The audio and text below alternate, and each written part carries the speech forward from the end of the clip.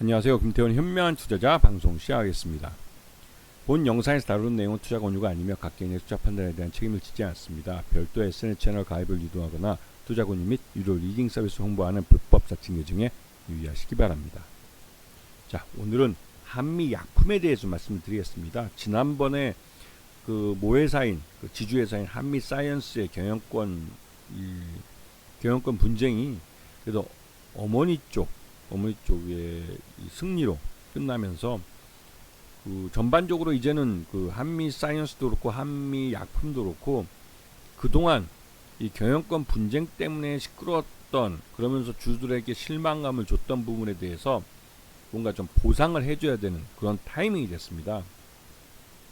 가장 좋은 건 이 한미약품이 이 R&D에 막대한 투자를 하고 있기 때문에 투자한 것만큼, 즉 인풋 대비 아웃풋이 확실히 나온다는 라이센스 아웃을 한다든가 해서 이 돈을 많이 버는 모습을 보여줘야 되는데요.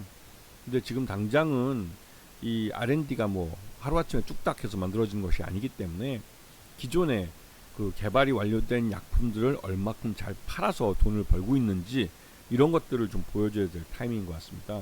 그리고 지금 보시게 되면 이 한미약품의 R&D 신약 파이프라인들을 보시게 되는데요. 임상 3상까지 진행한 것도 많고, 여기에 이제 당뇨와 비만 이 약품이 임상 3상까지 갔기 때문에 이 EXD4 이 아날로그라는 이런 신약 후보 물질, 이게 굉장히 좀 기대를 갖게 하는 것이죠. 특히나 요즘 비만 치료제에 대한 관심이 전 세계적으로 높기 때문에 이 비만 치료제에 대한 이 임상 실험이 3당, 그러니까 임상 3상까지 갔다는 것은 굉장히 큰 의미가 있는, 그리고 또 기대감을 갖게 하는 요인이기도 합니다. 그래서 이런 부분을 잘 보시고, 특히 이제 그 기업의 실적은 이렇게 이제 그 임상의 진행 단계에 따라서, 특히 제약사나 신약 개발회사는 임상의 그 진행 상황에 따라서 기업 가치가 달라진다는 점을 좀 인식을 하시고, 특히나 이제 한미약품 같은 경우 요즘 최근 시장에서 가장 그 핫한 주제인 비만 치료제를 임상 3상까지 가져갔다는 점, 이런 부분들을 좀 관심권에 놓고 보셔야 되는 것이죠. 그리고 요번에 보시게 되면 그 실적이나 이런 부분, 이제 그 기존에 이 보신 것 중에 이 파이프라인에서 이제 이 계량 신약이나 복합 신약 이런 것들이 얼마만큼의 그 영국의 계량 신약 같은 경우 훨씬 더 일반 신약 개발하는 것보다는 훨씬 짧은 기간 동안 실험을 하고 임상을 하고, 그리고 이제 이 효과를 기장 오리지널과 비교해 봤을 때 비슷하게 나오면 곧바로 승인이 나옵니다. 그래서 곧바로 이제 상업화가 가능한데요. 이렇게 이제 주요 계량 신약이나 복합 신약에서 실제로 이 상업화가 돼서 이게 이제 매출을 올리는 부분들을 확인을 하셔야 되는 것이죠. 그래서 지금 보시게 되면 이 R&D 타임라인도 이번에 제시했는데, 이 비만 같은 경우 올해 비만 결과가 나오고, 이게 이제 임상 3상 결과는 2026년에 내년에 나올 예정입니다. 그래서 이러한 부분들을 보시면 그 신약 개발에 있어서 나름대로 성과를 내는 기간이 그렇게 멀지 않다는 점들을 좀 확인을 하셔야 될 필요가 있는 것이죠. 그래서 이런 임상 실험 결과를 발표하는 게 기업 가치에 영향을 미치는 바가 크기 때문에 이런 부분들은 좀 스케줄을 체크해 두실 필요가 있습니다. 자, 그리고 지난해 매출 분석을 보시게 되면, 이제 지난해가 요번에 이제 2025년 1분기 때죠. 나름대로 뭐 국내 매출은 그렇게 나쁘진 않았어요. 국내에서는 그래도 그 크게 뭐 이렇게 뭐 나쁘지 않은 성적들을 내놨는데, 이게 이제 중국으로 넘어가면 이게 그 별로 안 좋은 실적을 나타내게 되는 것이죠. 이게 이제 전체 연결해서 이제 북경 한미랑 우리 한국에 있는 한미약품하고 두 개 다 합쳐가지고 이 연계를 하다 보니까 매출 외형이 전년 대비해서 줄어든 것처럼 보이고, 영업이익도 줄어들고 뭐 단기 순이익도 줄어든 모습을 보입니다. 근데 이렇게 줄어들게 된 가장 큰 이유는 바로 북경 한미 이쪽에 연결 재무제표를 만드는 북경 한미 유한공사, 즉 그러니까 중국 북경에 있는 이 한미약품이 실적이 별로 안 좋았어요. 그것도 그 조금 나쁜 것인 게 아니라 아주 많이 나빠지면서 이 북경 한미의 이 실적이 우리나라 한국의 한미약품의 실적에 발목을 잡는 그런 모습을 만들고 말았습니다. 그러다 보니 전체적으로 이걸 연결한 실적은 별로 안 좋았죠. 그래서 이거는 북경 한미 실적만 딱 봐도 알 수가 있습니다. 매출 내용도 많이 줄어들고 영업이익도 크게 급감을 하면서 전체적으로 실적을 떨어뜨리는 그런 결과를 가져왔죠.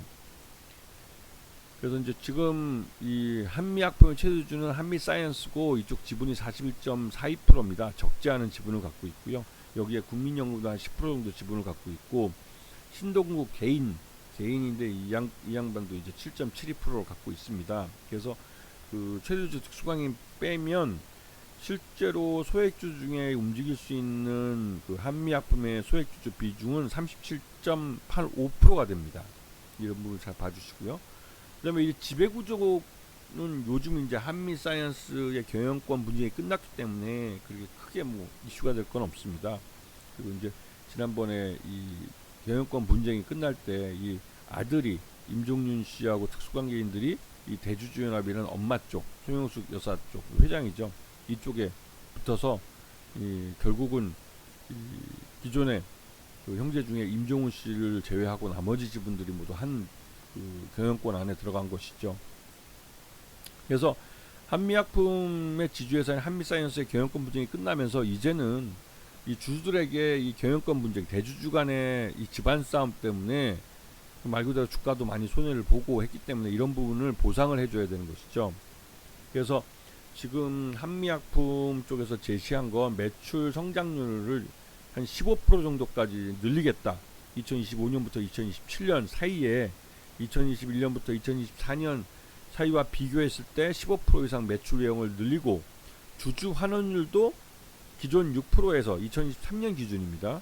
6%에서 2025년부터 27년까지 사이에 25%로 그러니까 지금 배당이나 자사주 취득과 소각 같은 것들을 많이 해서 주주들에게 돌려주는 주주 환원율을 높이겠다는 것이죠. 이거는 뭐 고배당을 하겠다는 것이기 때문에 뭐 주주 입장에서 나쁘지 않은 그런 모습입니다. 그리고 지배구조 핵심 지표 같은 것들도 지금 경영 투명성을 확보하는 차원에서 더 강화하겠다고 얘기를 하고 있고요. 근데 가장 중요한 건 여기서 이 두 번째 주주 환원율 이게 그 주당 그러니까 배당금도 높이고 그다음에 자사주 취득한 것 중에 소각을 늘리면 자연스럽게 주당 가치는 올라가게 되어 있습니다. 그래서 이 부분이 굉장히 중요하고 이게 이제 6%에서 25%까지 이제 주주 환원율을 높이겠다고 한 거기 때문에 이런 부분이 약속이 지켜지면 한미약품은 지금보다 주가가 꽤 상당히 올라가야 돼요.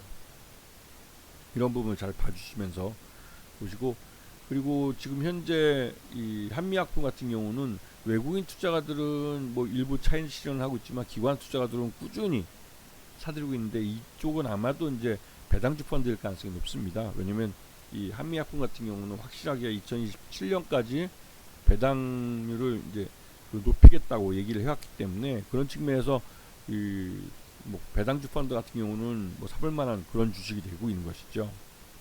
그래서 한미약품 같은 경우는 지난 연말에 하반기 때 가서 주가가 하락하고 나서 이게 지난번 그 4월 7일 날 21만 4,500원을 바닥을 찍고 그때부터 이제 오르기 시작하는 겁니다.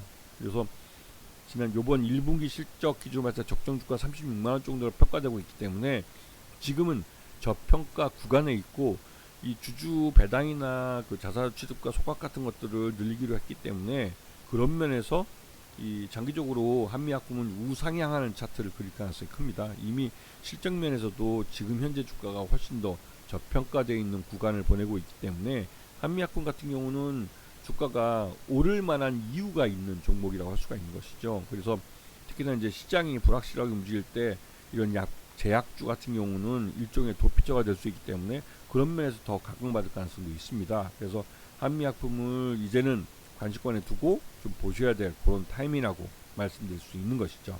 아시겠죠? 자, 오늘 방송 여기서 마치겠습니다. 감사합니다.